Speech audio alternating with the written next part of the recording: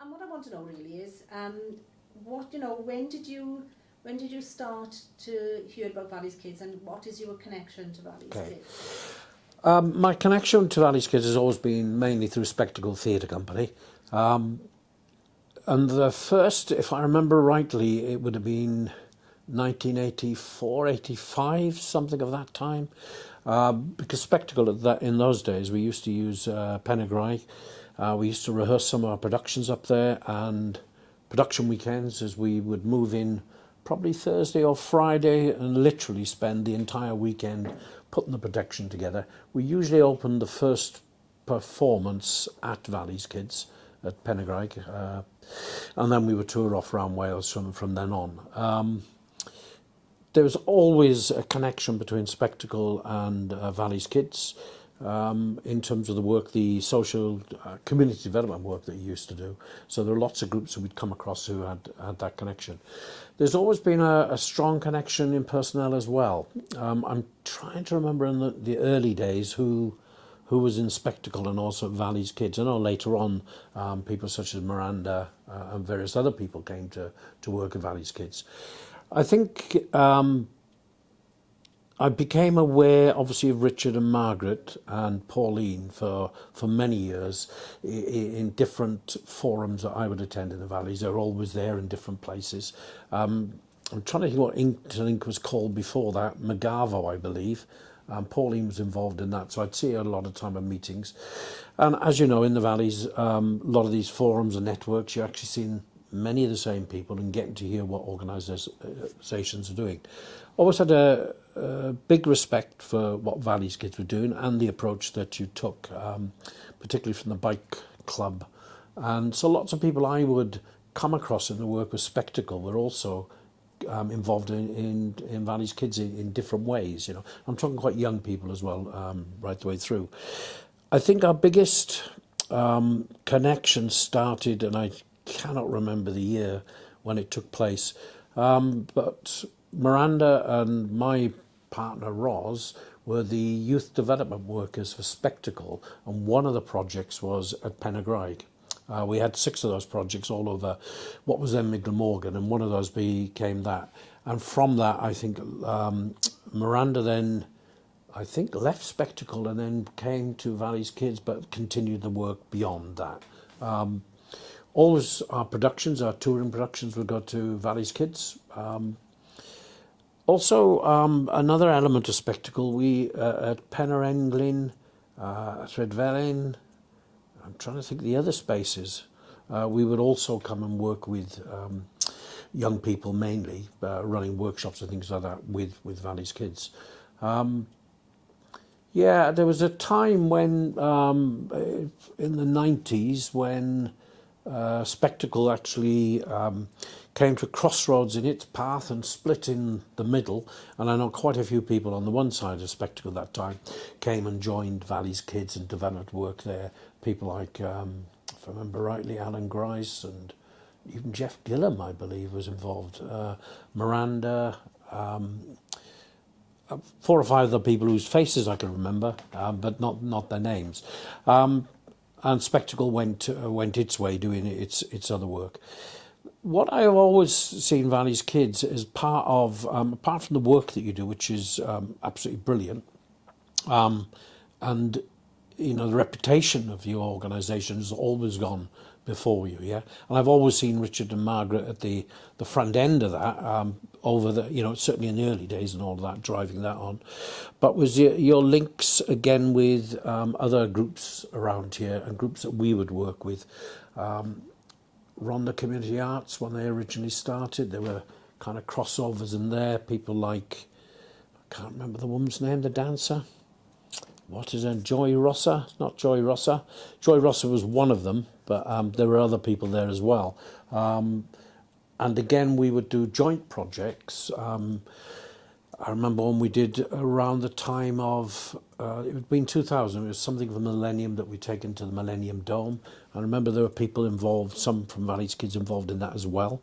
Yeah, I think a lot of the young people we work with seem to cross paths as we do in this area, yeah.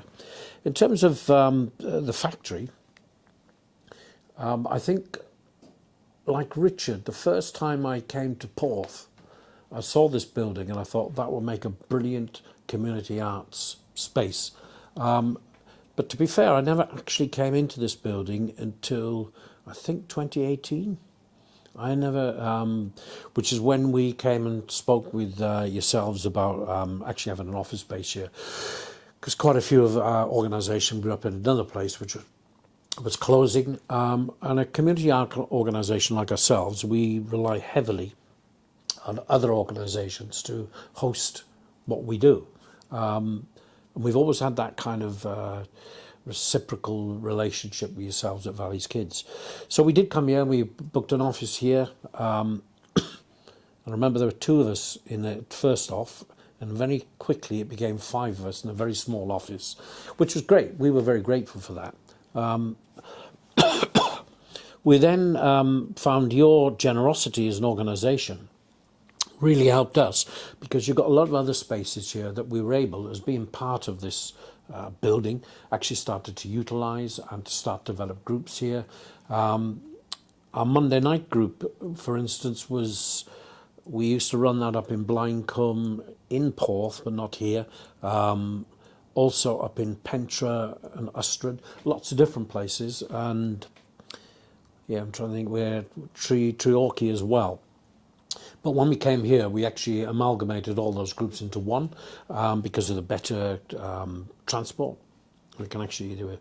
At least there's trains and buses that come here, and in some of those other places, as you know, they're few and far between. So we centralised that here, which has helped that group grow into the very strong group it is today. There were other things that we were able to do here. Just the association of the pop factory, or the factory as it is called. People, every time we would mention that we were now based here, people would mention about the history of this place and its reputation and the work of Valley's Kids. I've really enjoyed being here in terms of chatting with people like yourself, Anne, observing the work you do. I particularly enjoy the art gallery and the real variety of different artists that get put there. And I've always argued, you know, you can go to that gallery and see some of the best, some really brilliant artists who are known throughout Europe. Some of them are internationally, you know, way beyond that. And I'm always impressed by the quality of art that is there. I particularly like the fact that you'll have a local artist like, I'm trying to remember her name now, but she recently had an art exhibition there, and I'll go and see that quality of work, but then the next time I'll go and see some local artist who will be doing something on a different level altogether, or the work of Dawn from Mud Art and Soul, and the kind of work that they actually do in there. I love the variety of that gallery. And I'm hard pressed to think of any other around here. Yes, we've got the Workers' Gallery, which has been here a few years, but for me it doesn't do the same job. They do different things. I enjoy both of them, and conversations I have in both of them are quite different. I love the venue. It's been a lifeline to us in terms of not just rehearsals, but us bringing in lots of other community groups to work with us. For instance, when we work with the Community Safety Partnership, we have 40 or 50 different people from various groups who come here, and we'll do training and work with them. We couldn't afford such a space, but the opportunity to be here certainly gives us that. Yeah, I think I'm looking forward to what Valley's Kids is going to be doing in the next 5-10 years. I know the challenges of not just funding, but just keeping the work going these days. It's never for want of need of something to do, because there's so much that there is to be done. But it's getting the resources and having the capacity. And none of us, like myself, are getting any younger.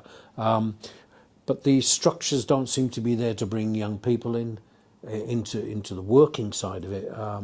Certainly in theatre in this country of ours, all those infrastructure stuff has gone, so young people are not able to access work in the business.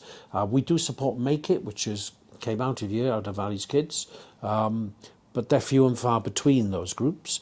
You've got the lack of youth centres in this area, the cutbacks to youth. So again, the kind of work that Valley's Kids is doing, the kind of work that we do. I suppose the difference between us is we're a peripatetic organisation. Yes, we operate out of here, but we go around to lots of different groups rather than have buildings. I also think the change to youth work that has happened over the years, and you've got organisations like yourselves who, you know, really are cutting edge in terms of your community development work. And I'm thinking, you know, way back now, the kind of things you're doing. It seems so simple and so easy, but it isn't. It's, you know, which is the same to us, the skills that Spectacle has. You know, people think, oh, we can all do that. And I think, yeah, do it then. And it's just having those skills and developing them, but it's the passing them on to the younger generations to come into that. We struggle with that because, as I say, there's not really an infrastructure in Wales for new people to come into the business, although we do provide all kinds of training and opportunities for people to do that. Apart from that, I'm not sure what else to say. Well, I have to say that's been an amazing interview, because apart from knowing about what you do, you know, you've raised the importance of the community development between both organisations, the sharing of practices, and I said we do cross over many times. You know, the people that we work with, we are, you know, a small area, but we are passionate about what we do, and you know, and it's nice that we engage with all these different people. So I think what you said today is just absolutely brilliant. Can I add one other thing into it? Yeah. One other thing I'd like to add, Anne, is one of the things that I've always argued strongly with whoever will listen, really, is I remember this area prior to Valley's Kids and Spectacle. I used to have my own theatre company based in Cardiff, and I'd tour up around the valleys into to spaces up here, mainly youth centres and places like that, before these organisations really existed. And what I noticed was that when Spectacle, I didn't join at the very beginning, I came into it a little bit later, they were bringing people into this area. And Valley's Kids has done exactly the same. We've brought people from virtually all over the place into the area, and then they sometimes, like from Spectacle, they would go and join Valley's Kids or vice versa, but also into lots of other organisations. And most of what I would call the movers and the shakers in this area, organisations such as Valley's Kids, have brought into the area. They've remained in the area and are committed to the area. And I think that's been a really, really big thing. That whole notion that your organisation is about place-based working, people call it that. You know, for us, which is about we take theatre to where people are, or where people live. Those different approaches here, you know, really do complement each other. But the word I'd use is kind of both organisations have been incubators of all kinds of ideas and people coming into it, yeah. And yet we can never get funding for more than a couple of minutes, really. And that kind of stuff really does take the longevity, the history, the effort the people of your organisation put into it. Because without those people, and I've only mentioned a couple of them, you just can't manage it. You just can't keep the thing going, yeah. Yeah, that's what I have to say. And I hope both organisations have got bright futures.